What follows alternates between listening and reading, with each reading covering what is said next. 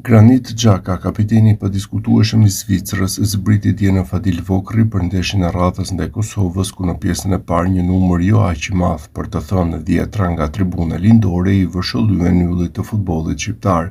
Shkaku ishte një deklaratë për dy lojtarë të rinj shqiptar, Albian Hajdarin dhe Leon Avdullahun, të cilët Xhaka i vlerësoi si jo të gatshëm për të marrë minutazh të rëndësishëm në përfaqësuesen helvete, duke marrë si shembull Ardon Jasharin, një tjetër shqiptar që luan për Zvicrën, por kjo situatë nuk duhet të hidhërojë askënd.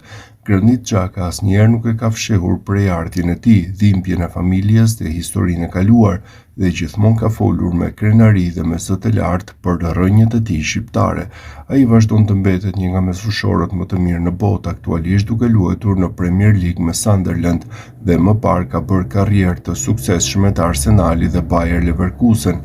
Në kombëtaren e Zvicrës, Xhaka ka qenë lider i jashtëzakonshëm me gola dhe paraqitje memorabil, përfshirë ndeshjet kundër Serbisë, ku ka treguar karakter dhe pasion, duke festuar me fanellën e Jasharit, një moment krenarie që nuk harrohet lehtë. Ai mbetet shqiptari vetëm i nominuar për topin e artë, një arritje individuale jashtëzakonshme.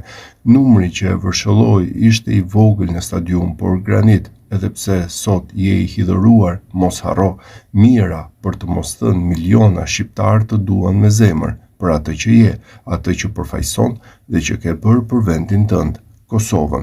Në fund, Granit Xhaka mbetet simbol i profesionalizmit dhe lider i natyrshëm. Ata që e duan dhe e njohin e dinë se vlerat e tij nuk mund të fshihen nga pak kritikat e izoluara.